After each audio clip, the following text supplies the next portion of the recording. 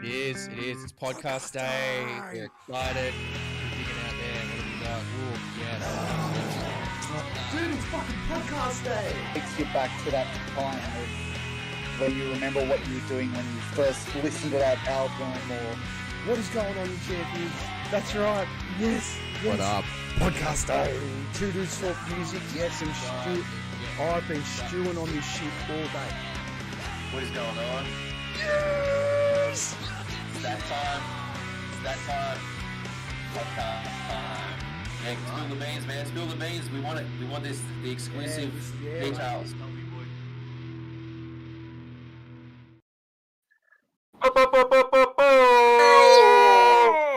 It is podcast day. My brother. How you doing, man? How you doing? Man, it's a new Friday, so we start early, and I'm a little bit lit. It's Friday Junior. It's Friday, Junior. Cheers to Friday Cheers, Junior. dude. You know how it is. I absolutely do. Celebrating with a little bit of woo woo here. Oh, dude, is A there little any bit of other that way? that peach schnapps and vodka. Oh, peach schnapps. Oh. Ooh. Yeah, man. I've really taken to that lately. It's like an alcoholic iced tea, if I've ever heard one. Yeah, kind of. Yeah, it's like a peach iced tea with a bit of a twist. Yeah, well, it's this is vodka, peach schnapps, and cranberry juice.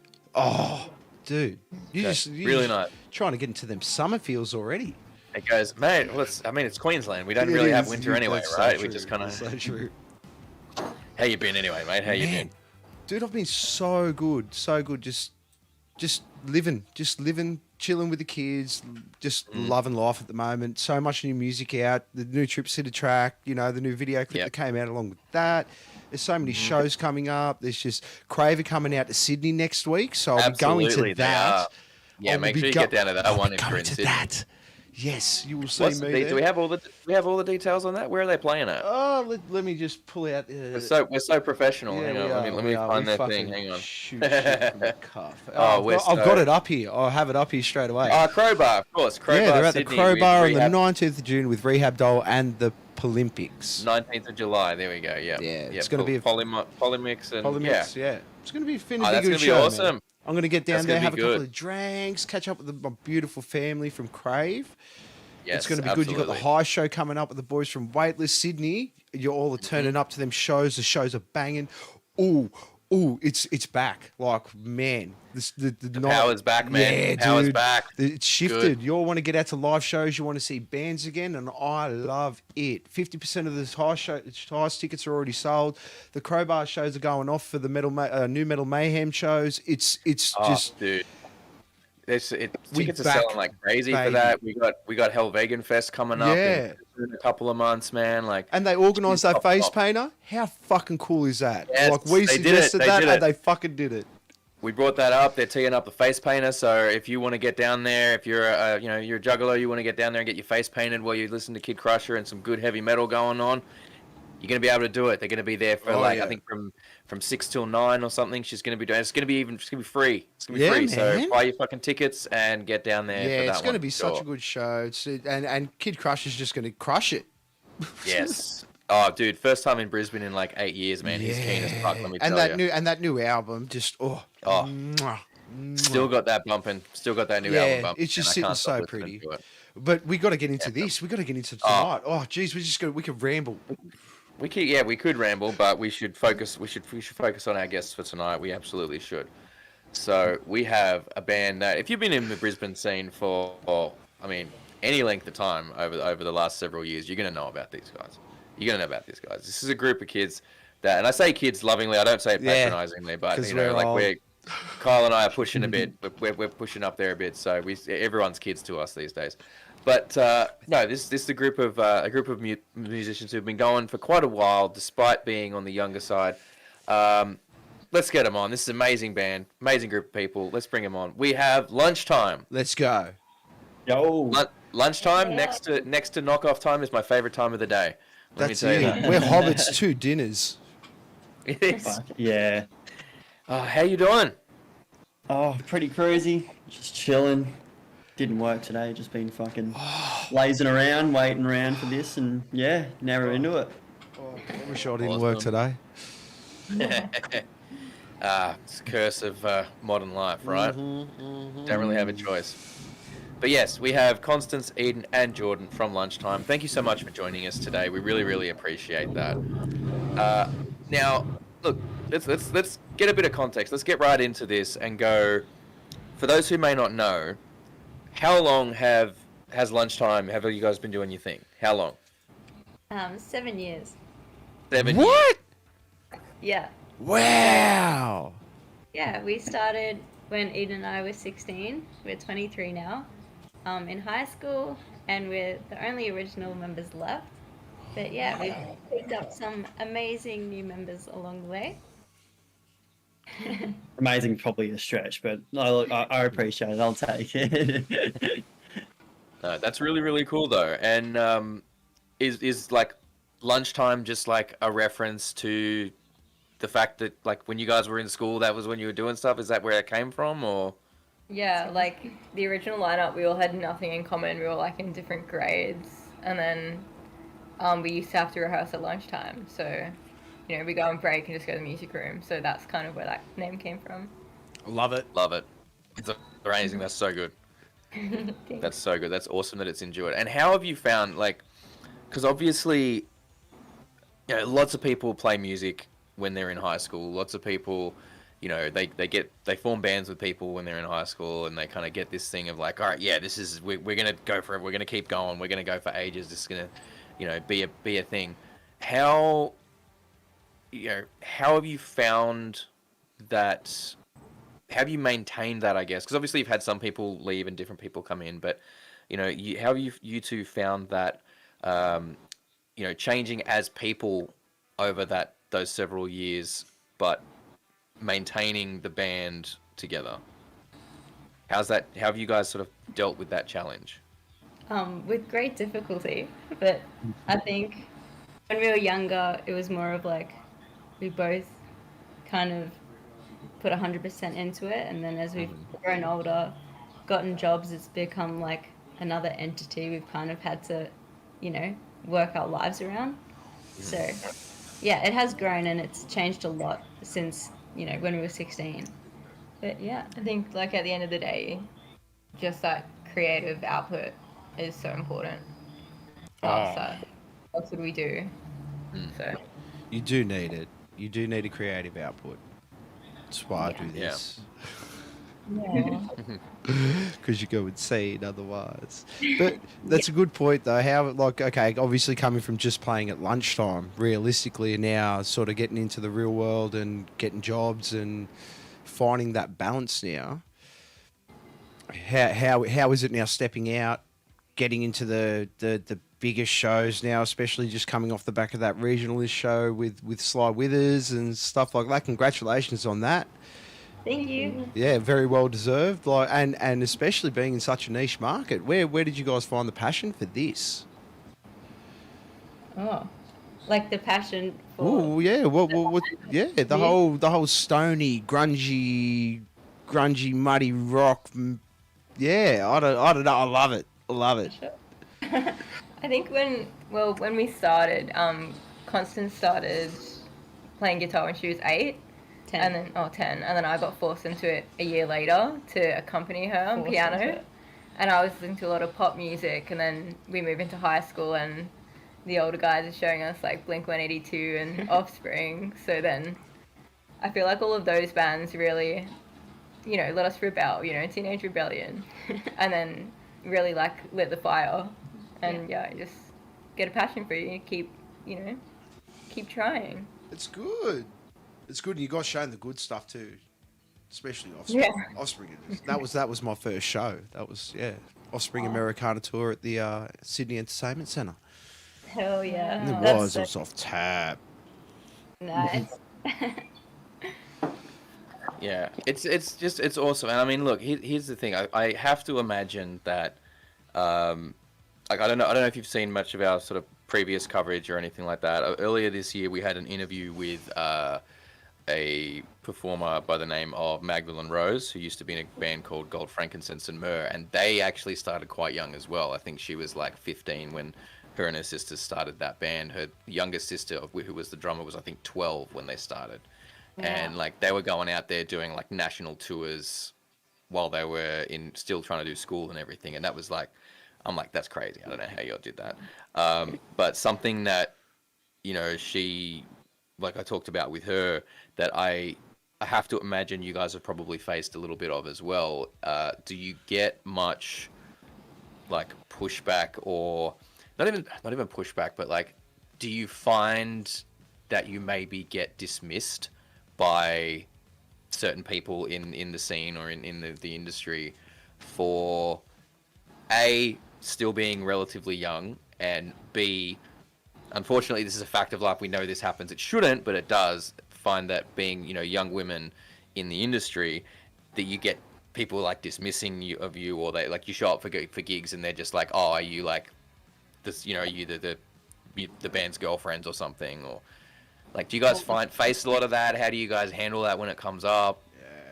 100%. It happens like regularly. I've started trying to trick them, so I'll rock up to gigs and make my boyfriend carry my bass in, and then see the shock on everyone's faces when I get on stage and, you know, put the bass on. So, you know, you just have to put up with it. Just, I think you need to like address it when it happens. So I'm the manager, so I think I find it a bit more than the others. Yeah, like we'll get offered support, like opening slots with bands of like 40-year-old guys who've just started, and you know, you kind of have to explain to them that we've been around for quite a while, and you know, we're a lot of a bigger band than them and shouldn't be opening for them, and you know, you cop a lot of bullshit when you say stuff like that to a 40-year-old man. So yeah. On behalf of all men that are nearly that age, we apologise. I apologise. They're jerks. They're jerks. I don't know why they think like that, but yeah, like you can't doubt hard work. Yeah. Yeah, That sucks so bad. Like that really fucking annoys me. That really fucking annoys me. I feel like that. I don't know. I get the sense that happens maybe a bit less up in Brisbane than it would down in Sydney. But yeah, it's something that, I mean, we've all seen it.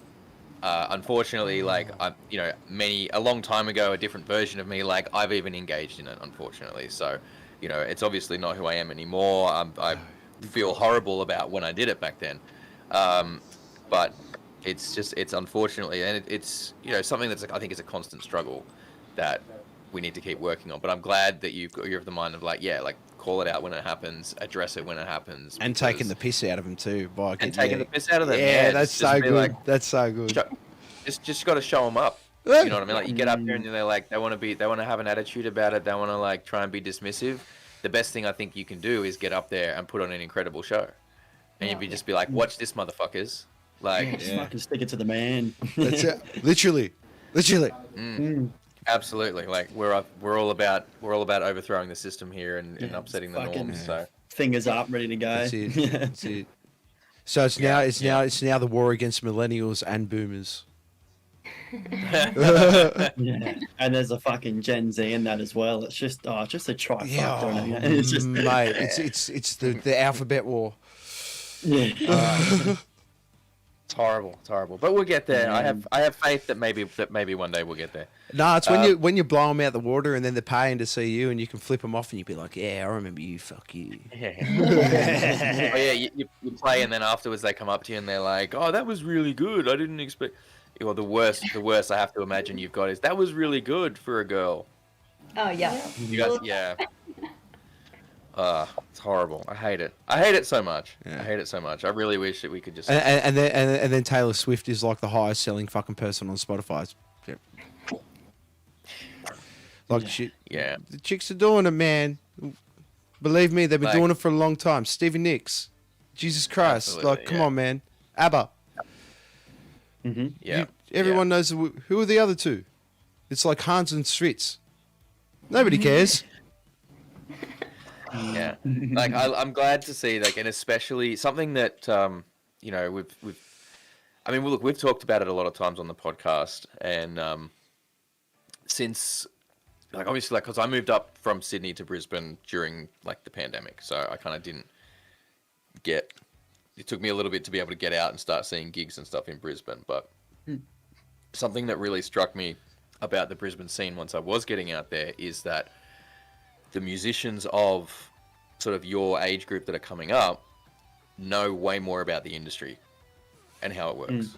You're than- killing it. than Kyle and I ever did when we were coming up doing bands. Like we were coming, we would like we thought we knew how it worked. We had all these ideas about how it worked, but we were like we had no fucking clue.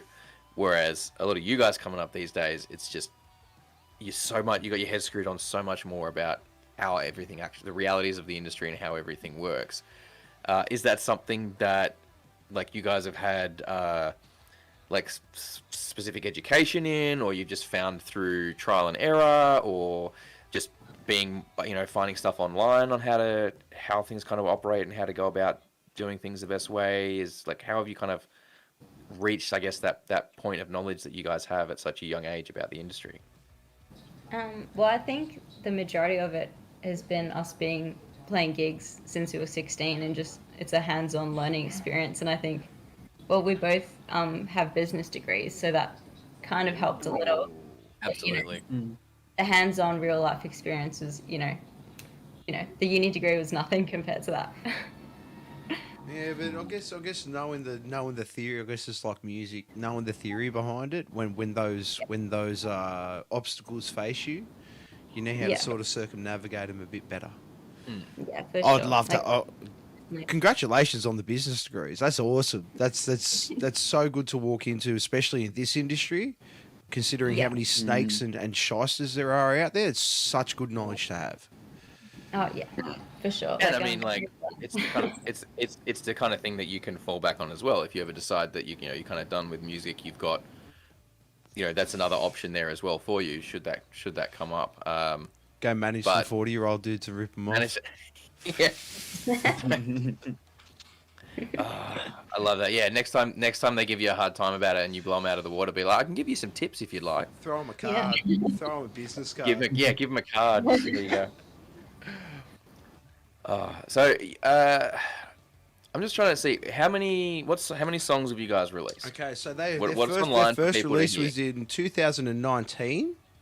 They shortly brought out an EP after that. I think it was in 2022. Actually, our first release it's not on Spotify. Yeah, that's literally all I have to go off. So I'm sorry. So we brought out, I think it was 2017. Wow. Yeah, Feedback EP. We were still in high school. Oh, nice. And then everything on Spotify is right after that. Can people still get copies of that first EP? Yeah, if you head to our Instagram, click on the little link tree, and then click Bandcamp. All our stuff's on Bandcamp. But yeah. Oh, nice. Yeah. Got a few physicals floating around too. I don't know. Good Not stuff. the go with them anymore. Good stuff. But then, yeah, like you guys have had some solid release. You had Deception Bay single in 2019. You had All in a Row in 2021. Then Wait in 2022. Then you had the EP in 2022. Then Left Behind, another single in 2022. You're a busy. Mm-hmm. Yeah. It doesn't feel like it though. It feels like we just gig all the time and never release any music. I don't know. Do you guys feel the same? Sometimes. No, I don't. Yeah, I guess. Oh, I guess there's just so much life that also exists outside of lunchtime. So, like, if I could spend full-time hours on it, we'd just be turning out fucking EPs month after month. But, we have to do adult things and go to work and, maintain a healthy sleep schedule and all that bullshit. Good mental health and all make that. fun. Yeah. Yeah. We try. Oh, yeah. We do. We Two do of the try, cards but dealt. That's it. okay. So we're doing some singles and some EPs and stuff. Have you guys considered doing, like, going a bit more old school and doing a full length album, or is like the shorter format, like of singles and EPs something that you want to stick to? We have had many arguments about this. Because Oh, yeah. This is what I'm talking about. I feel like constant is more on, with technology these days. I think you're more marketable if you do singles and EPs. Thank you. yeah, for nostalgia, I'd love to do a full album. Yeah. The problem with full albums is like you spend all this time getting this music out, and like the album comes out, and the hype is like awesome. It's up through the roof, and then after a little while, it sort of dies down. But you got like 10 or 12 songs that could have been split across, in chunks, and you could have, given people bite-sized bits, So and you could sustain the success for longer. I reckon on a business exposure side of things, I feel like EPs and singles are a bit more effective in this market. Completely agreed. However, Mm. I'm going to throw this however in there. Do an album. Do not release it on Spotify for the first year. Do nothing but physical copies, and the only way people can get that album is if people come out and see the show. Then after 6 months to a year, Waterfall release the shit out of that bad boy. But if people want the whole album with the artwork and all that cool shit, they got to come out to the show. I like that. I like that. This is my thing. My thing is, I will fucking die on this hill. I've said it on this podcast and my own podcast so many times. It's all about strategy. It's all about the way you put it out. If you're going to do the album, do the album. Don't put it on Spotify. Just don't do it for a little bit. Yeah, you keep the exclusivity. I've seen that done. Do the whole thing. I've seen that done. Do the whole thing of a single. You want the album? Come out to the show, or order it from your Linktree or fucking whatever. But don't release it on Spotify. Then after 6 months, Waterfall release the shit out of that bad boy, because then you've stretched that album out to a year, or a 6 month or a 9 month period, as opposed to just trying to release it once a week and blah blah blah blah blah blah blah. CDs are still a relevant thing. Something else that I have seen done as well, which I'm curious to get you guys' thoughts on, is you've got you have a special edition and a standard edition. Put the standard edition's the one that's online, right? If people want the extra stuff from the special edition, like you make that real fancy. So you put like a second disc with a whole bunch of like maybe some bonus tracks, some demos, acoustic versions, live versions, whatever, some extra stuff on there, and some physical stuff like the fold out poster or something with it, or you buy the special edition, you get something extra with it, and then you can only get at the shows. So you that's another strategy that I have seen as well. But yeah, like I think it's interesting to hear, because it's a discussion. Yeah, like the industry, as you say, is definitely trending towards singles. You need that constant release cycle. You need to always have something just about to come out, or have just released something to keep the algorithm happy, right? Like it's just It's fucked. That's what it is. It's fucked. Just say it. It's fucked. Kyle and I we we're work old school. As much as we understand that the industry's changed, we love albums. Oh, we do. I personally think the whole concept of people being at the whole concept of bands being able to write a whole meaty album is dying. To be able to do 12 tracks front to back bangers like that Kid Crusher album, dude, it's a very good album. It like any album, it has peaks and troughs, but solid fucking album. But he's been in the game for a very long time. But that's the thing, like, it all depends on the way you want to play the game now. Are you going to be a Spotify super or a TikTok superstar? Or are you going to try and make something that's going to sustain the test of time? I think you can do both. Yeah, to some degree. I think you can do both. It's hard, but you can do both. I hope you guys can do both. I hope you all can do both. So let's talk about the songwriting process, because I know every band's different. Every group has a different approach to it. How does Lunchtime approach songwriting? Is it just kind of one or two of you guys coming in with most of the stuff, and then everyone else puts their flavor on it, or is it like a very collaborative process with everyone coming to the table? Well, it used to be just Eden and I were the main songwriters, and then when our new lineup joined, it's pretty much been like I'll go write lyrics, Eden will go write lyrics, then we'll go and be like, who has, a song that would suit these lyrics, and that's what's pretty much happened with Left Behind. That was Jordan and I. Jordan's song, my lyrics, and it just worked really well together. Wow. Awesome. I'm a slut for demos. Like, I just sit in my little space and just fucking track everything and program things. So I'm just you're all about the pre-production and shit then. yeah, pre-production's it. Like, I'm just like I like write songs like it's There you go, Lego Raph, get 'em man, just on. block Good by man. block by Good block by man. block, and then I'm like, the group chat being busy today. Boom, there's a MP3. What do we think? Yeah, let's do it. Yeah, cool. Like, let's keep going. And yeah, that's usually a foundation.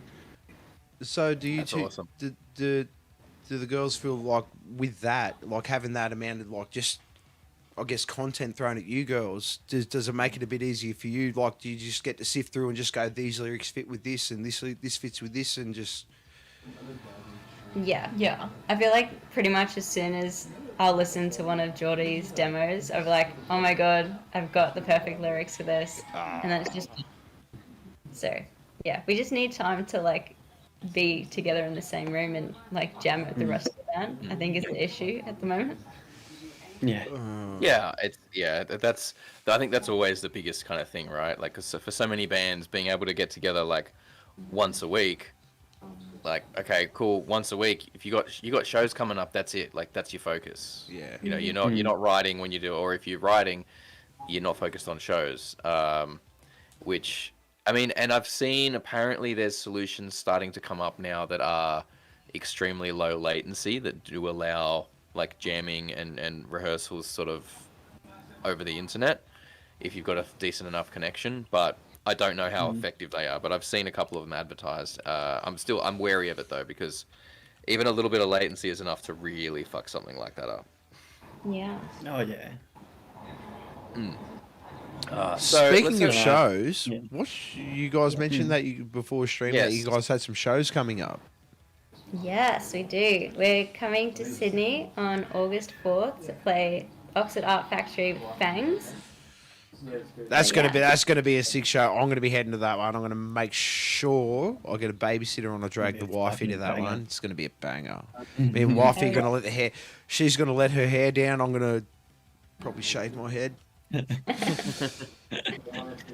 And then you mentioned you guys have got Wollongong and Newcastle on the days following that as well, right?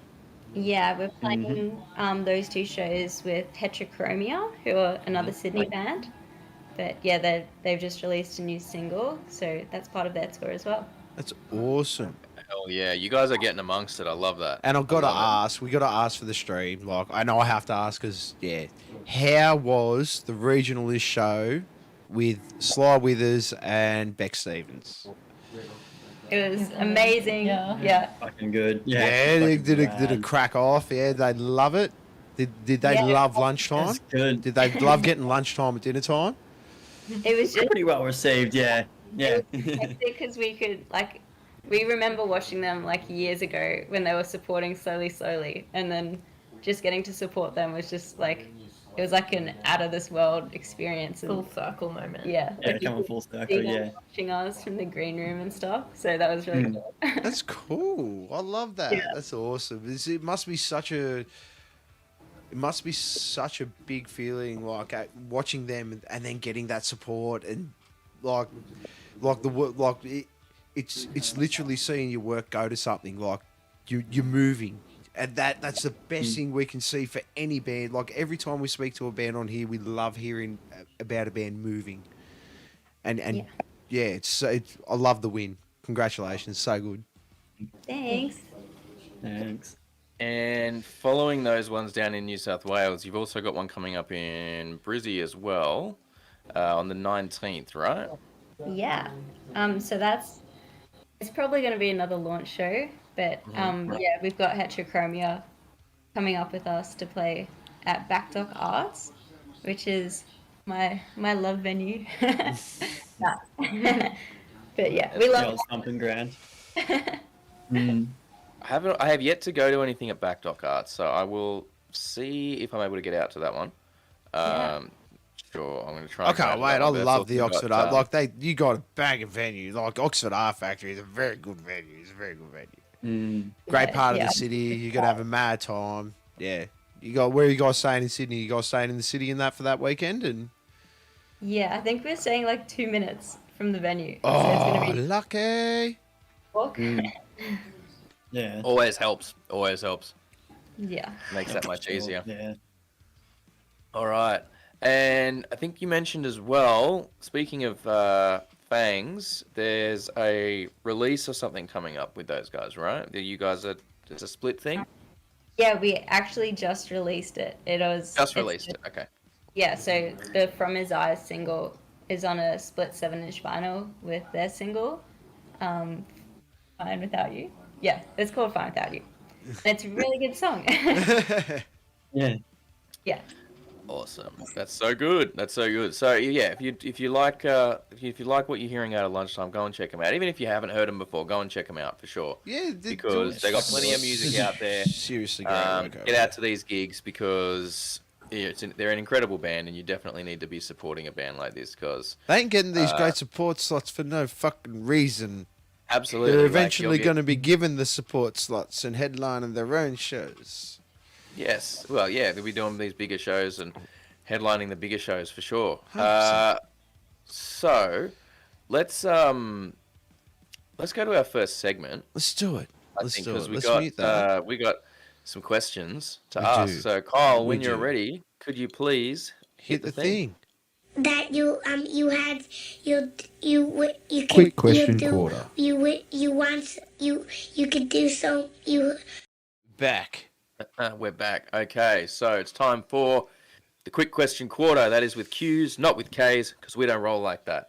Basically, how this works, if you're new to the podcast, is we ask our guests a bunch of rapid-fire questions so that both us and our viewers can get to know them a little better, get to know what makes them tick musically, how they got started, where they came from, all that kind of good stuff. They start easy and they do get a little trickier, but we'll start off with nice, easy ones. What was everyone's first instrument? Piano. Guitar. Mine was actually the viola. Whoa, that's a That's a new. good one. That's a Yeah, first. we have not had- That's a we have not had first. the viola yet. Yeah. In the year 3 string ensemble, dude, I fucking ripped, man. Oh, Well, there you go. Now you got to And bring then it I back. upgraded. Yeah. Yeah. Then I Oh. sold You out gotta- and got a guitar and.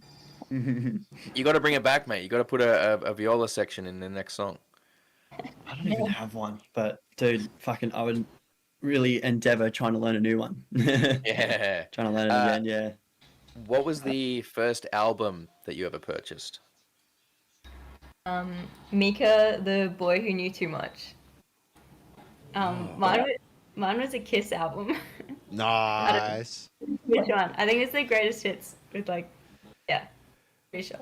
I think the first one that I actually properly remember was Stand Up and Scream by Arsing Alexandria.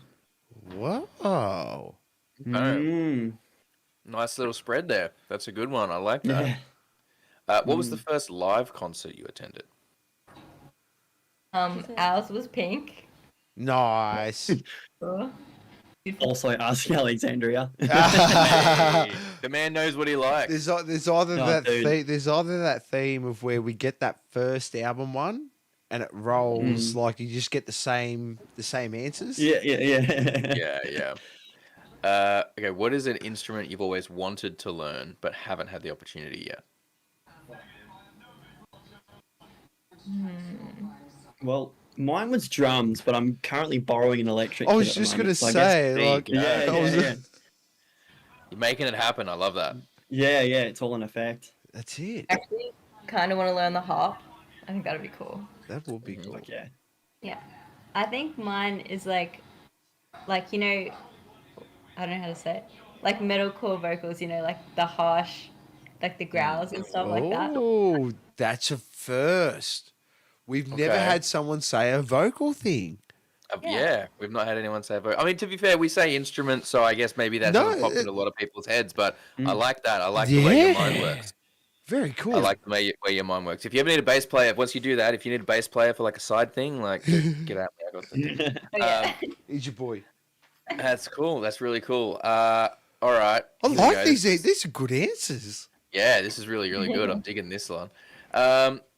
Okay, if you could pick one big band or artist to open a show for. Now, there's just so you know the conditions of this. Basically there's no conditions. It's like anyone living or dead, active or not, any point in their career. Just like if you could bend space and time and have Lunchtime open for the dream artist or band for you, who would it be? I have 3. That's so hard. I would pick Bruce Springsteen, Typo Negative, or Jeff Buckley. Whoa, Typo Negative. Yes. I love them. Wow. Fuck Okay, outta that's here. amazing. That's Oh, real. that's a spread. That's a nice spread though. That is. That's very broad. I love it. Man, that's fucking hard because there's like so many avenues this could go. You could go for like Oh, they Like get trickier from Metallica. here. Yeah. Trickier from here, don't worry. like Metallica's just like this fucking, I mean, Yeah. that'd be But then my you could pick. also- That's yeah. always gonna be my pick. Ah, because but what- Metallica but is what the band lineup? for me. What year? Oh, that gets hard. Ah, That gets hard, 'cause see. I'd like to say Master of Puppets era, but I feel like because I'd love to party with those dudes, but I feel like I wouldn't be able to keep up and I'd be like Yeah. destroyed. See what bass So- player like? Oh, Cliff. Yeah, I'd have to meet Cliff. Like, Yeah. I'm sorry. yeah, Mm. Yeah. yeah. that's a tough one. Sorry, didn't mean to hijack that. There, but yeah, No, no, you're all good. Yeah, fucking like Metallica's a big band, but then there's something like Terror or something, like just some fucking batshit like hard band with just fucking reckless mosh pits. I reckon that'd be fun as fuck as well. Like I just love hardcore, man. I'm just, dude, just fucking Yes, yes, yes. So it'd be like Love it. Hatebreed when Oh, they. fuck, Oh, yeah. Oh yeah. Breed, like fucking Earth Crisis even like that'd be an interesting one. All right. Did we get everyone there, or Constance was No, going? no. I don't know. I think I was going to be basic and say Blink-182. It's not basic. That's all right. That's a good. That's Nothing basic solid. about that. No, That's a that good is pick. respectable. Basic. Come on. That is a really good pick. At least you didn't say tall. Okay, who is a band or artist that you're listening to at the moment that you believe is underrated and needs more attention? Cassiette. Quick answer. Oh, I How do like you- that. Let's Okay, how do we look at my spell that? Spotify. Yeah. How do you spell How do we spell Cassiette? that? Oh, sorry. Cassyette.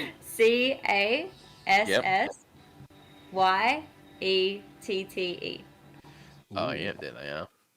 Yeah. Awesome. Gonna get on that for sure. Mhm. Definitely. I love this segment because this is where we get a lot of recommended. We like all the bands people tell us. We go don't and add find new them, and bands then like this. This isn't how we do it. We This is broaden how our this broaden isn't our how we find library bands like to that. interview. No, not the interview, just to listen to, like straight up. It's just like I love it because I'm always looking to expand my tastes. Yeah. And I think I'd like to hope that a lot of our viewers as well and listeners go out and check out some of these bands that come up in this segment because I do and I love it. And I found a ton of cool bands. It's the best part. I have. All right. Who else? Who wants to go next? I love Winterborn. I'm pretty sure they're from Winterborn. Melbourne, but they just came down and played The Bright Side, and they're just phenomenal. Both like their recordings and live. Yeah, really good. Hell yeah.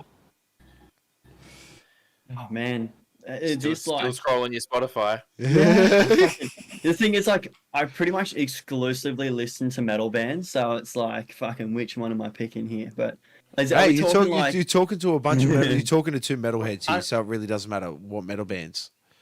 underrated as in like Australia wise, or underrated just Whatever. Yeah, Just a whatever- band that whatever you're you- like, Dude, the, I the kind of fucking- band that you're always like you More always want to show people need people to this this. band. Yeah, You always I want to show fucking- people because you're like you need to know about this band.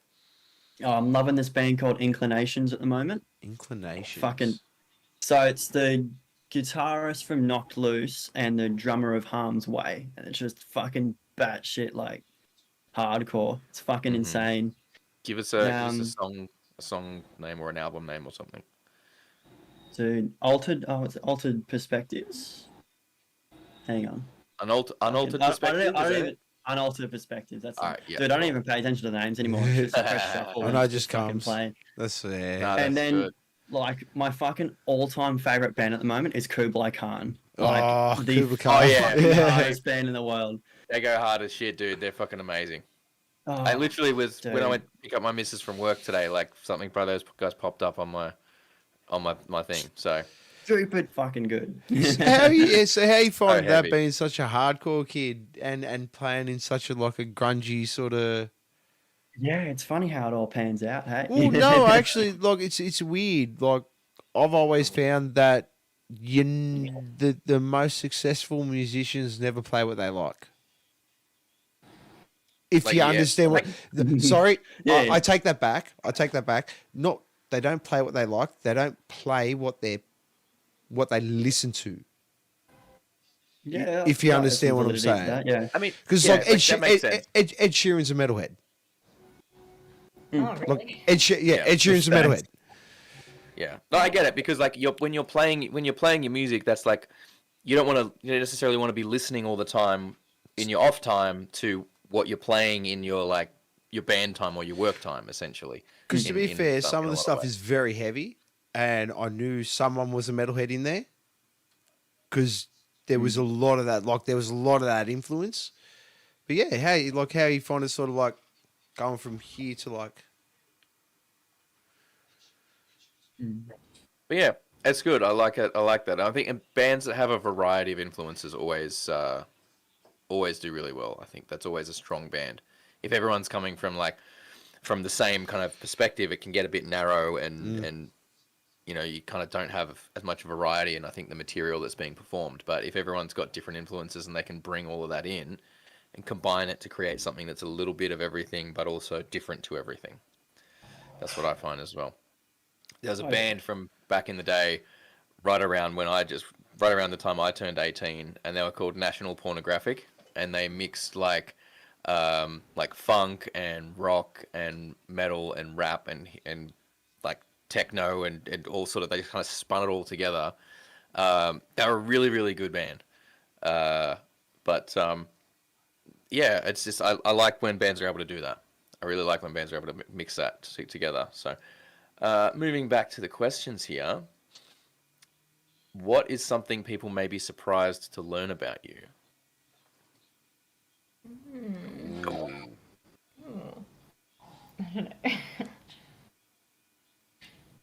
Fuck.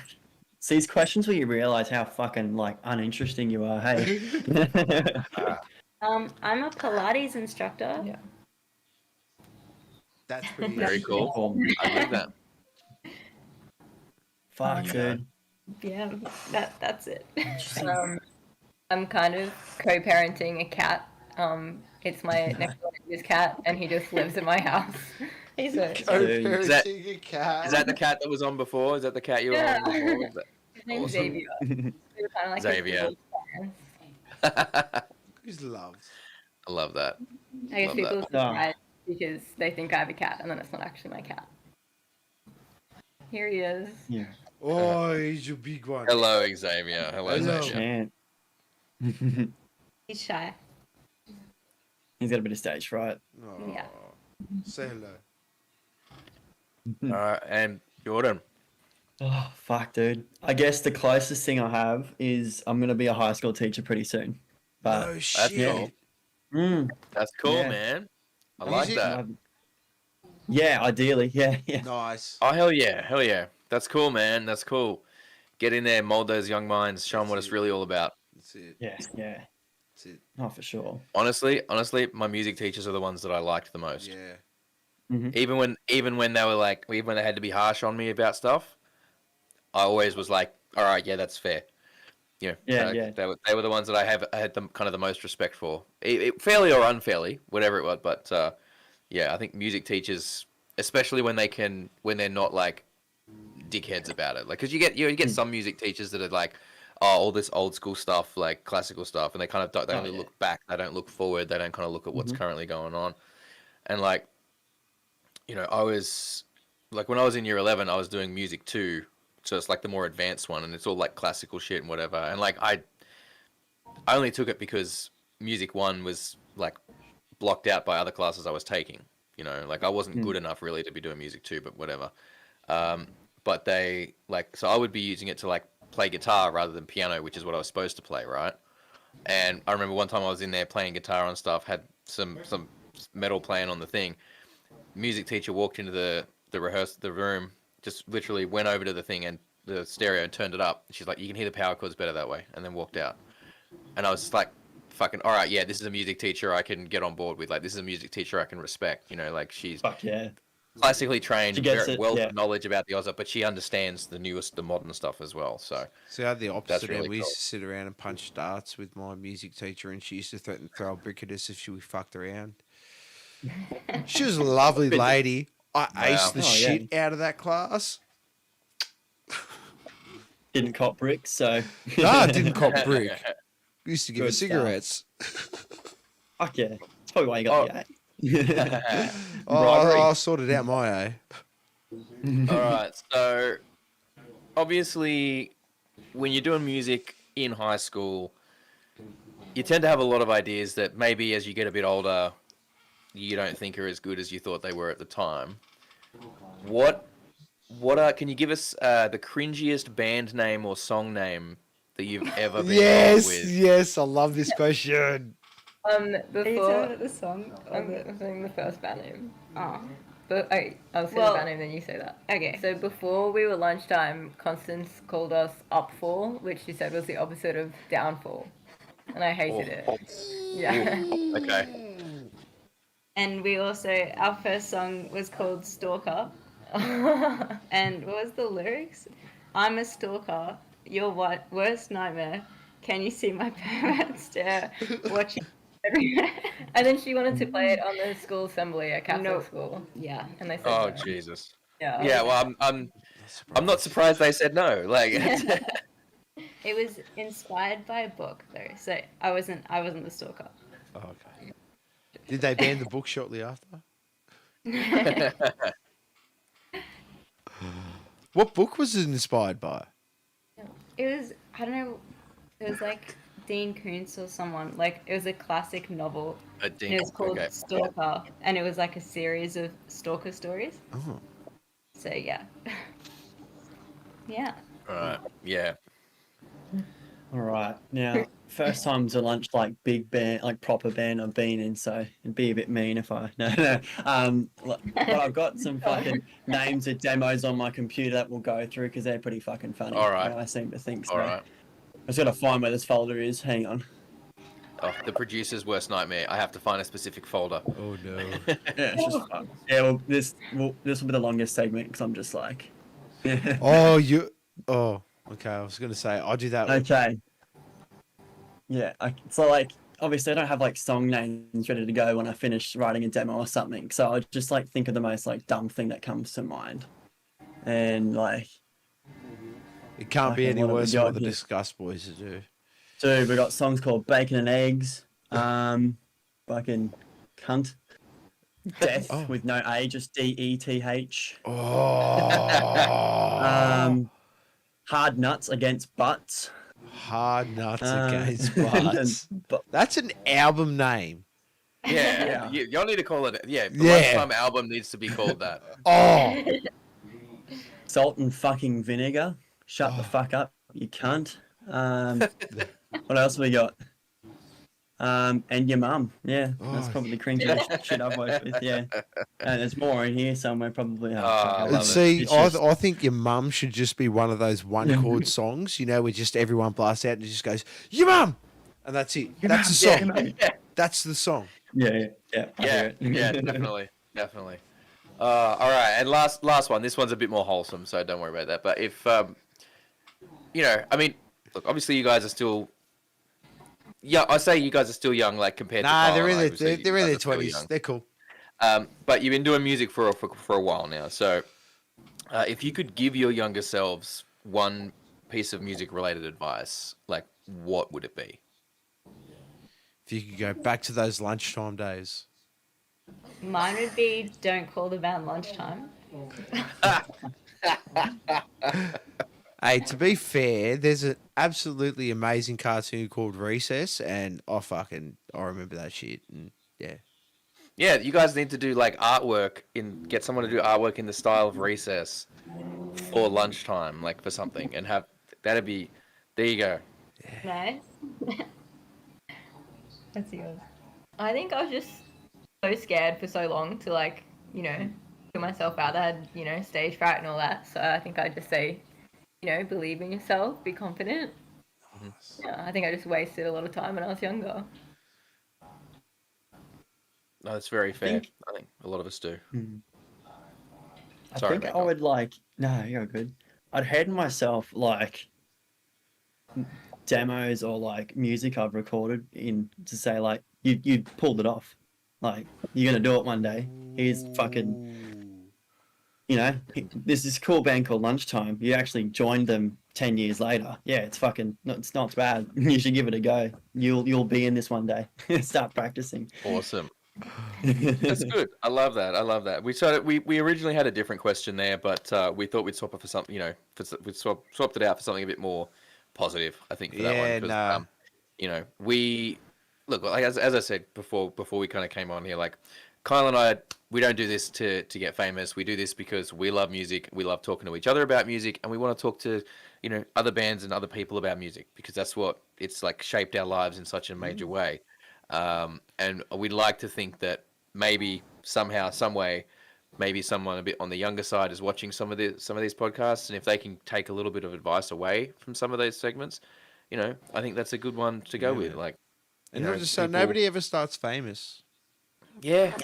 Nobody ever starts famous. Like we're like. Well, I mean, unless you're the son or daughter of someone or Yeah, but here in Australia, we never start famous. We yeah, had the son or daughter and no one. No Yeah. one famous unless you're like a Hemsworth or some shit. In which case, it's going to take another 20 years before that's relevant. But yeah, it's nice, and we like to try and I think it's kind of like when we do music, right? Like we want to hope that, like I always said when I was doing music that if the music that I was putting out there could inspire one person to say, yeah, I want to do music. Like I want to make music. I want to make my own stuff and put that out there and just continue that cycle. Like then it's worth it, Whether I get, obviously haven't achieved any degree of fame through my music, but like if anyone picks it up and goes, yep, all right, yep, this makes me want to do it as well. I think I count that as a success, right? Because that's what it's about. It's about sharing our passion and what we love with the rest of the world. So. Fuck yeah. No, man, if you're into music for money, like that's your first mistake. Like you do it because it's fucking awesome and you love doing it and you want to share that with people. So especially the niche that like we all sit in. That alternative music. Yeah, alternative music is just it's like we've already just given ourselves a handicap. It's like, that said, know your worth. Yeah, 100%. Know your worth and know when to start asking for payment for your work and for gigs, because if you play free gigs forever, like if you always accept free gigs, then they're always going to expect you to play for free. Yeah. Play gigs for the exposure for the first year, 2 years, whatever, however long you decide you want to do it. But after that, set yourself a fee. Yeah, man. Don't be an idiot about it. Yeah. Just set yourself a fee and make sure you're asking for it and getting it. That's it. Because. And don't take none of that 10% fucking merchandise fucking bullshit. Yeah, don't let people take a share of your merch. That shit. Don't do that shit. The second you all let that happen, the rest of them are going to do it. Stand ground. Absolutely. Stand ground. If you all stand ground together, unionize that shit. Music union, fuck, that's so hard. The idea of a musicians union is just so fucking difficult to fathom. Because there's so many people that had crossed the picket line. Yeah. Look, let's move on.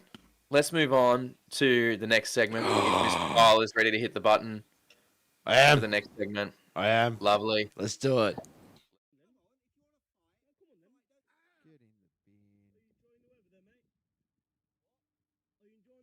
Bin. Get in the bin. All right. So, for those new to the podcast, this is our segment called Get in the Bin, formerly known by another name, but we've made it a bit more YouTube friendly. Basically, the whole premise is, if you could somehow gather all the Infinity Stones like Thanos and just snap your fingers and eliminate things out of the music, something out of the music industry, what would it be and why? We will be asking for 3 things from each of you. So, do you want to do one each and go around that way, or do you want to do your 3 and then move on to the next person, or however you want to do it? But who wants to go first? Who's got one? Can be Whatever big, you can be want, small, Andy. can Whatever be- you want, and that this can- is. yeah. This Whatever can you want, it's include big or this can small. include punters, venues, like just general industry stuff, Big or social small. media, big, small, does not matter. People, specific musicians, whatever you want to like piss off out of the industry, it's yours. Certain behaviors, certain tactics that think- people use. The number one would be promoters who do the pay to play stuff. Like, I think no one should be accepting stuff like that. It's just absolute bullshit. But, Yeah, that's fucked. Yeah. Yeah, that's number one. You want? You're doing them the fucking service. Mm-hmm. You know, I don't go to work to fucking pay my boss. That's essentially what's happening here. Yeah. I hate when the sound people tell you to test the mic by singing a cappella for like a whole minute. I just like, Don't need this. yeah. Yeah, no, I'm the same. I'm like, I can get by, I can be passable when, you know, the whole band's going and I've got some, like, because I only do backing vocals myself. So I'm like, if the whole band's going and Corey's going and I can, like, sing along to what he's doing and stuff, I'm like, all right, cool. But if I got to sing by myself, it starts to get really problematic. That's when it starts to get a problem. Sound guys get a, yeah, check 1, 2. That's about it. That's about all they get from me. Yeah, yo. I'm the. Is it on? Yeah. I hear that pop, pop, pop. Yeah, that's good. How's your fold-back? I don't want to fucking hear that shit. That's it. That's it. I don't need to hear myself. I know how bad I sound. No. None for me, thanks. Oh, I think my take on the question, and I don't work at a venue like Constance does, so this could probably be like a bit silly, but it's the fucking price of tickets to like local shows. Like some shows for local bands are fucking like ridiculously priced, and it's, you know, it's hard to get people to shows when you're asking your mates to pay like $40 for a ticket to get into a venue, you know. Yeah, I think the problem that you're talking about there is when they try to put like 6 or 7 bands on and try and make it value for money, and I use that very inverted comma, like value for money, but the value just, I'd rather spend $15-20 on seeing 4 really good bands than have to spend 6 or 7 hours at a pub and then spend $40 or $50 and then the amount I'm going to drink. Because that's going to happen. Yeah. Completely feel Okay. that. Yeah. And I think I mean, adding on to that, like the cost of local venue hire is just ridiculous. Like you've got to pay True, venue hire, then you've got to pay for a sound guy. Then some places you have to pay to use their drum kit. Then you've got to pay for lighting. Like you've got to pay for a door person. It's just ridiculous. See, here's my thing on that, right? I'm comfortable paying all that. I'm using your venue. But when I sell all those tickets, do I get 10% of the bar revenue because I've brought all those people there and they're buying all your drinks and eating all your food? Because that seems like a fair trade to me. Like if I'm paying for all the things that you guys are like letting me use, now you guys are taking all the revenue from the punters that we're bringing in, it seems like a fair trade-off. Yeah, But it doesn't that's work like that. In the real world, it should work like that. Yeah. The balance between... Fuck, I'm happy I don't play music no more. It's an eternal struggle, right? Like venues trying to make gigs profitable, bands trying to make gigs profitable, and the eternal struggle between those two, you know? And I mean, even then, for a band, like, how much does it really take for a gig to be profitable? Because you can say, all right, well, we need enough to cover our petrol costs to get there. And, you know, if it's an away gig, like, we need to cover accommodation and whatever. But, like, it's more than that. Like, it's always so much more than that. You know, the average True. person doesn't think about it. It's like, you know, even if you have your food and drink covered with it within that, right? Like, what about the hours, the you know, the thousands of hours you put in learning your craft, the tens of thousands of dollars that you've spent on recording and rehearsal spaces, like, and lessons and all of this stuff. Like, it kind of becomes, where is the line of what's reasonable and when it's fair, and it's so challenging. Yeah. It is, and it's never gonna get resolved. It's always gonna be a back and forth struggle. I think Because being an artist is literally a black hole. for most, yes, yeah, it is. for most, for everyone, like you work on negative funds and in the hope that someday that you can make it sustainable, and hopefully you guys will one day. Like, how are you guys finding that? Like, after getting these sort of shows coming up and stuff like that, are you guys now starting to see the payoff to all those hours spent now with these shows that you guys are sort of had rolling on in the last couple of months? Oh, like definitely. Like, there's a big difference from like 2-3 years ago. But yeah, I think so. None of us take a cut of any gig money. Like, it all goes into a shared bank account. It's like the Lunchtime fund, and then we pay for recording. Lunch money. It's a Yeah. lunch money. So like, none of us have to put in personal money. Like, the band pays for Yeah. itself, kind of. That's ultimate. That's a first step to sustainability. Once it Yeah. once that sort of section can pay itself off, you're starting to move into good strides. Yeah. That's Yeah, excellent. I think for a lot of people, like, that's, you know, like, for me, it was always like, making it big would be awesome, right? But like, if I can get to the point where the band itself is sustainable from what the band has coming in, cool. Like, I'll be happy with that, you know. But it's always a challenge, and it's difficult too, because sometimes you think you can trust people with your money, and you unfortunately learn that you can't.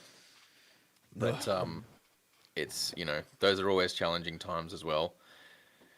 But yeah, all right. So who's next? Who's got another one for us? Back to you. Probably we talked about it before, but probably the sexism and like the judging from older people in the industry.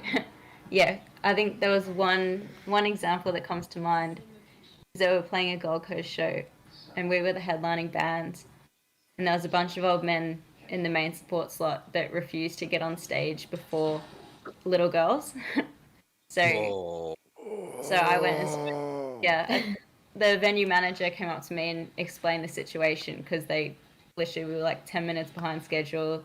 They were just standing there saying no, yelling at him. And I was like, no, look, you know, we'll go on now. They can be the headlining act. And then we played, and then literally the whole venue emptied out as soon as we... Yeah. You know what I call that move? I call that the follow this, motherfuckers. That's it. You teach them that lesson. You be like, all right, you wanna play after us? Fucking try. Bruh. Yeah. Like, that's a bruh. That's a bruh moment. Like, Yeah.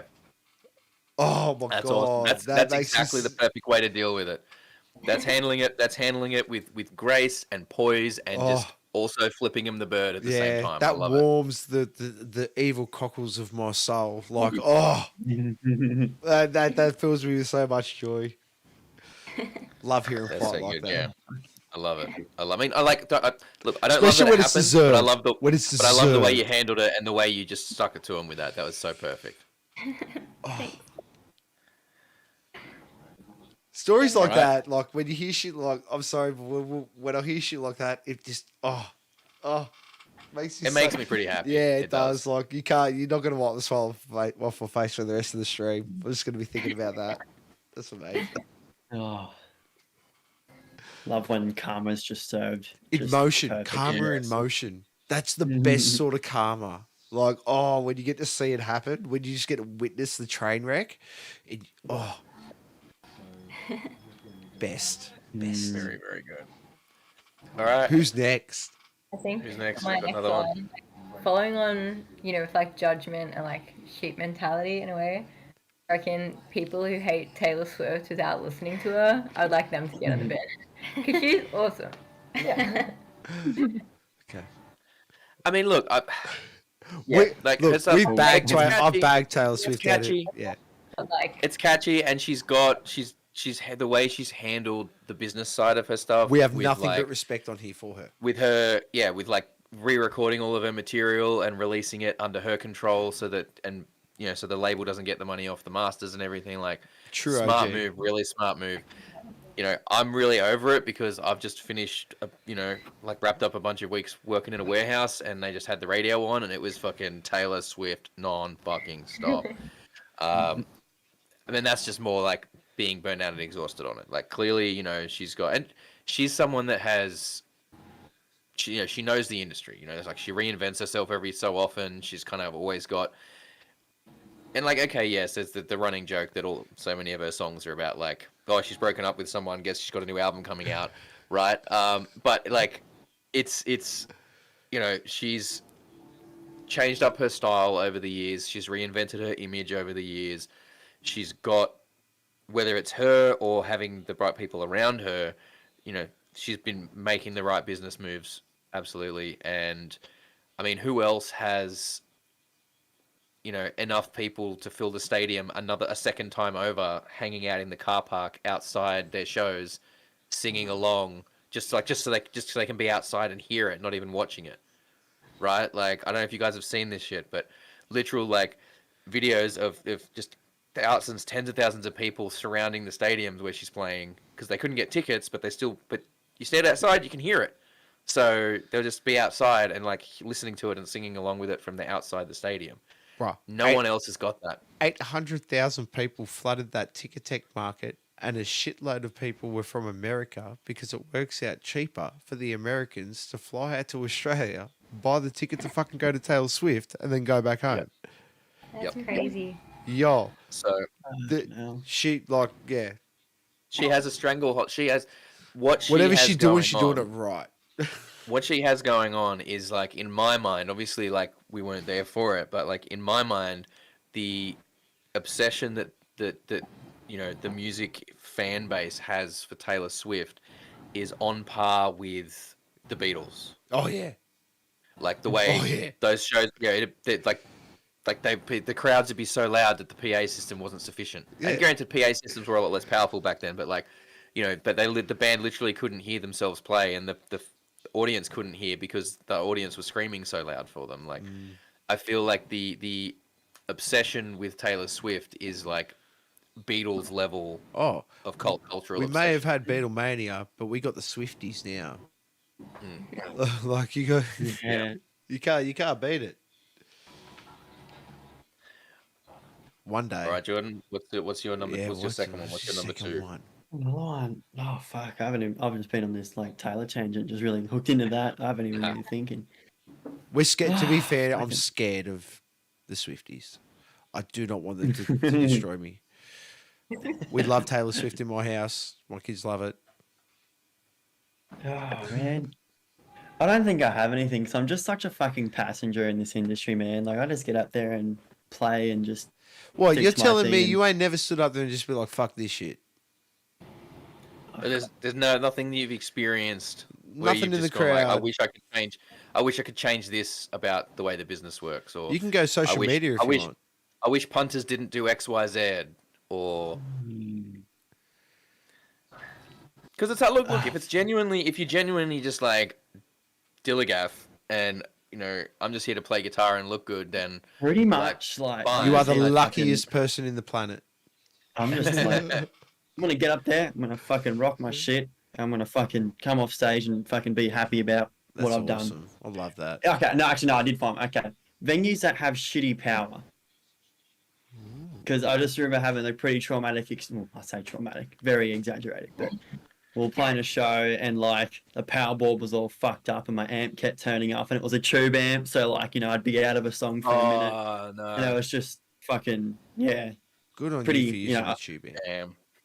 yeah. Oh, I'm not in that. now, but Oh. you're back in the day. Yeah, no, I got a Kempo, I sold out. Dude, I rock up to a show with a fucking duffel bag. I don't think, yeah, you can't beat that. Look, I used to be on this bandwagon of you only have to play on tube amps. I started playing guitar again. I get it now. Less is more. Mm. It all sounds the fucking same. Mm. The I'm only like- thing you don't get is vibration on a stage. Let's be honest. Like I'm halfway Amps, through yeah. constructing this this IEM setup for one of my bands, and it's like I'm sat down at the moment, but this like road case is like kind of this fucking tall for all the gear and stuff in it, but it's It's one road it's case. like when I can load everything into it, and it's like once I've got everything installed in it, it's literally like the road case and my bass bag, and that's it. Like that's all I have to take. And it's like if I can do that, I mean, you know, not that I want to be playing like, you know, not that I'm excited about the prospect of playing like Tomcat, for example, and having to lug this giant fucking road case up those Up the stairs. stairs, yeah, fuck that. But Like yeah. fuck that. Have to rig an elaborate pulley system to just drag the thing up the stairs there. I don't think we can. But yeah, no, it's cool. Like yeah, but I get that venues with power issues for sure, man. Because like Yeah, and yeah, like real gear sounds fucking incredible. Like League's better than everything, really. It's like I think it's more feel than sound, but just with how small some venues are and the facilities that you're provided with, you know, I don't people don't give a fuck. People don't care about gear that No. aren't Well, actual it's- musicians, you know. the amp sim stuff is good enough now. Oh It's yeah, good enough. it It's gets good you enough by, now yeah. that for you know for 99.9% of people, it's going to make zero difference. The only people that are really going to care Is us fucking like- nerds. snob dickheads that don't really matter anyway. You know what I mean? Snobs and fucking like old people. I mean, look at Not look at using someone an like amp, man. yeah, look at real someone man. like Meshuggah. Look at someone like Meshuggah. Yeah. They haven't used real amps for like fucking 10 years or man, more. yeah. You know, like they don't even have. I remember watching. I think it was the album that had Colossus on it. So going they back a just few use like years the- now as well, and it was literally all in the door. Like they went in clean. Yeah, like yeah, it was yeah, literally yeah. from the fucking guitar, through the Mhm. DI into the board, and It was it like literally- the Cubase stock guitar amp or some shit. I remember hearing that. you and take I'm like, all the plugins off, and it's a completely clean signal, which is mental to me. I'm just like, that's insane. But Yeah, it yeah. works. I Oh, mean, for it sure. works for their sound and for their style. But you know, on stage, I don't think they use real amps. It's all digital setup. It's all off stage, which is just, it makes the stage that much cleaner. It makes Oh, yeah. gives you that much more consistency, I think, is the other thing. Because Mhm. if you're going around, and unless you're bringing your own cabinets and amp heads every fucking show that you go to, if you're touring, yeah. you I'm don't not that necessarily fucking know what you're going to determined. get. Oh, You don't necessarily Yeah, know what yeah. you're going to get. Whereas if you've got that you know, that digital setup, you've got that consistency every time, which I think is really important. Like to me, something that's always been important is having your sound. Yeah, yeah. And it's something that I've, you know, as a bass player, I've developed a long time ago. I'm like, okay, whatever amp I play through, like my pedal board has always very much informed my sound. You know, so I try and go, whatever amp I'm going through, I try and have like the EQ flat as I can, so that it doesn't color it. You know, and I'll just try and like, and whatever. And I've been so far, I was pretty successful with that. Like I built a board setup that meant I could play through any amp and still sound like me, still have Yeah, my so- sound, which is I think is super important as a, you know, as a guitarist, as a bass player. I think that's super important, because if you've not got that consistency, like I said, it's going to make it a lot harder for it to feel like a consistent thing when you're going from show to show, doing all this different stuff. If fans are seeing you at different venues, different, you know, different stages, different locations, it's, you know, it's not necessarily going to sound the same way all the time, or it's not going to sound right all the time. But if you've got your sound together before it gets to the amp, it makes a huge difference. Oh, for sure. Yeah. Sorry, went on a tangent there. No, no. I think we got What we're one here more for. each. we I do. think we got one more each. My next one is venues that have a shit ton of stairs and no elevator to load up. Speaking of Yeah. Tomcat, Speaking of, I'm we love- stealing yours, man. We love you guys. We love you guys at Tomcat. Amazing venue to play at. But for fuck's sake, can we at least get like, if we can't get an elevator, can we at least get like one of those disability lifts for the stairs or something, so we can put heavy gear on that and take it up, please. Like the worst one, it's between the zoo and Black Bear Lodge, but I'm pretty sure Black Bear Lodge is the worst one ever. Oh really? I haven't been to Black Bear Lodge yet. I haven't been there either. It's like 5 flights of stairs, and it's just a tiny little metal cage that you're in. It's just terrifying. Oh my god, that's like a nightmare. Yeah, no, not into that. Do you remember the Agicourt when you used to have to play upstairs, Raph? Oh mate, at least that was a pretty wide staircase. Yeah, for I most know, of but it it was still a pain in the ass. Can you imagine 5 Downstairs- of those fuckers? The downstairs one was worse. Yeah, because that like that was it narrow. turned. Yeah, and it was narrow. So there's this venue in Sydney called Agincourt Hotel. There used to be a bunch of like goth clubs there and stuff, but they had like, you go in, the ground floor was kind of like a sports bar type place, and then they'd often have club level like upstairs and band level downstairs in like the basement level. And if you were lucky, they would open the doors direct into the basement level. So you could go in from the side, right? And you only had to you could go in, go down a couple of stairs, and then you're good. But I think it changed hands, and then they stopped doing that. So you had to go in at ground level, and then down this like staircase that kind of turned halfway down. And it was narrow, and everyone was going up and down because the toilets were there. Standing there and trying to turn to the side. You fucking just stand Yeah, 'cause outside in the that's fucking right. street. Yeah, because there was a door halfway down that people would go out to go and have their smokes, and so security guard was there to make sure they didn't come back in through that door. But then he's half blocking the stairs, and then you got people going up and down because the toilets were downstairs, and they'd be trying to go down.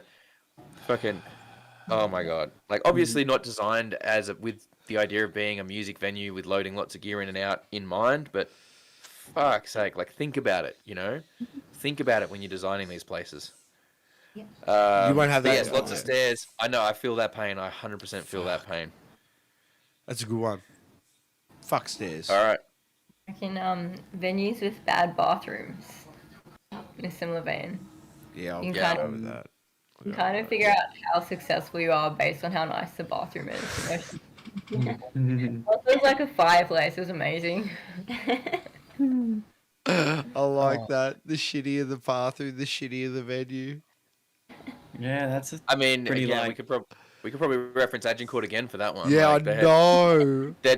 Their toilets would be busted for ages, and then they'd fix it, and then it'd be busted again within a month. Tempe. Like, oh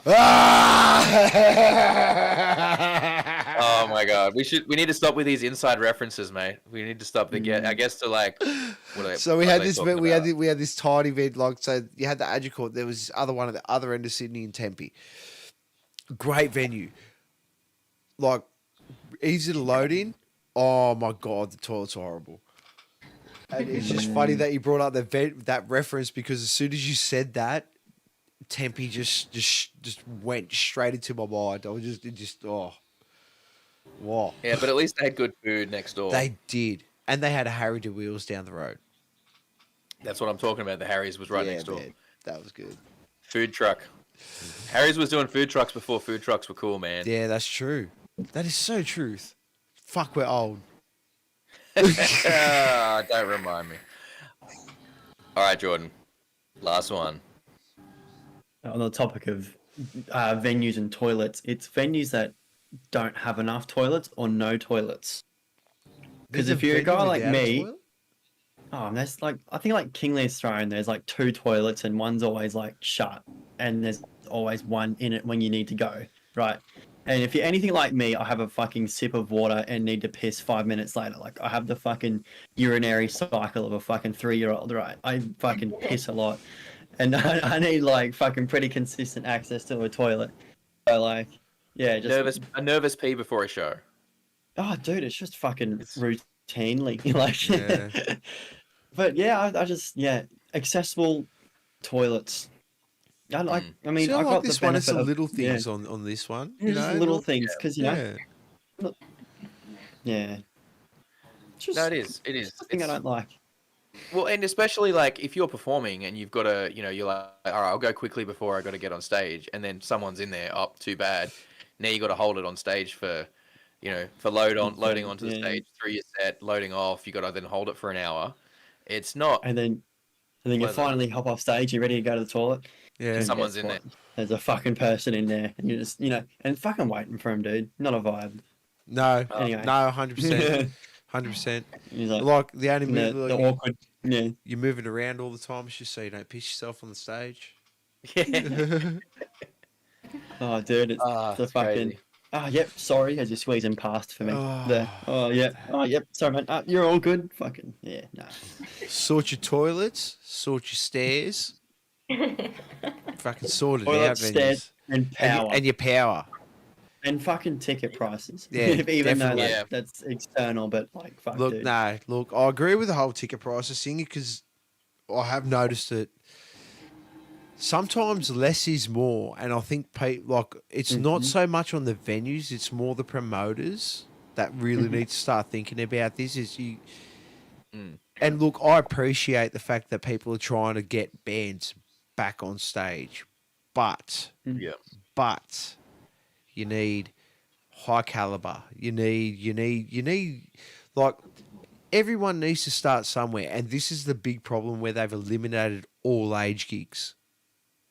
Yeah. Because remember how you used to have those cool all age gigs all the time, and like the PCYCs and your little fucking youth centers and stuff like that, and that's where all the real young ones could start to cut their teeth and get into it. And now it's a lot of these, not saying you guys, but a lot of these 18, 19, 20-year-olds and stuff like that, they haven't got that sort of gig experience, and they're getting onto these lineups. And it seems like they're just getting them on there for the sake of it, just to fill in numbers. And I'm not trying to I'm not trying to take the fucking steam out of any bands out there. If you're getting shows, get the shows if that's what's getting on offer. But they need to start bringing back those all ages shows where these 16 and 17-year-old bands that can't play in pubs can start playing fucking shows and cutting their teeth again. Because that's what they're missing. agree. Like that is 100% what the industry's missing at the moment. Like, where are these high school bands or these high school bands that can actually go out there and have a crack and play a show? There's nothing out there for them anymore. And that's yeah. That's why when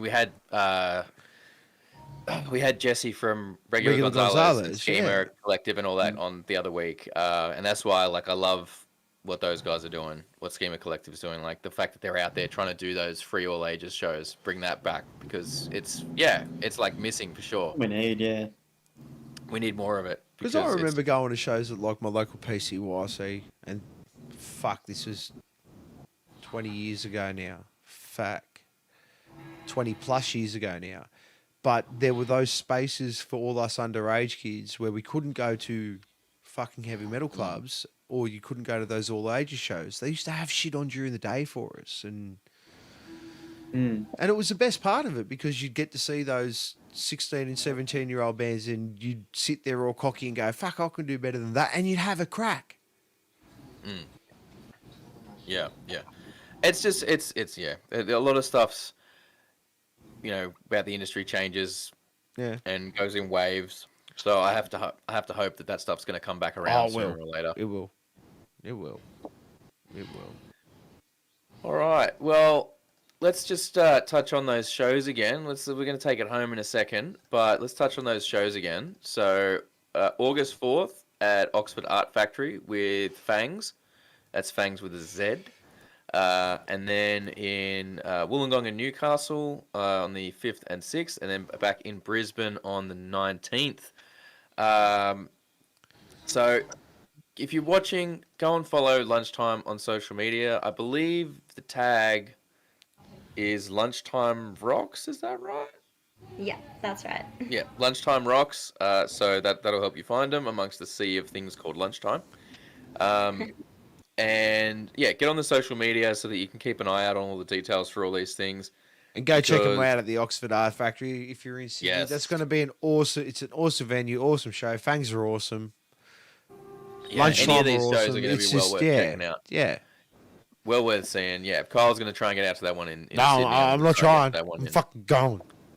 I'm All getting right, out. all right. I'm Calm bunk- down, calm That's it. I'm calling the babysitter after the stream. No, I'm not. I'll call her tomorrow. Call you tomorrow, Mum.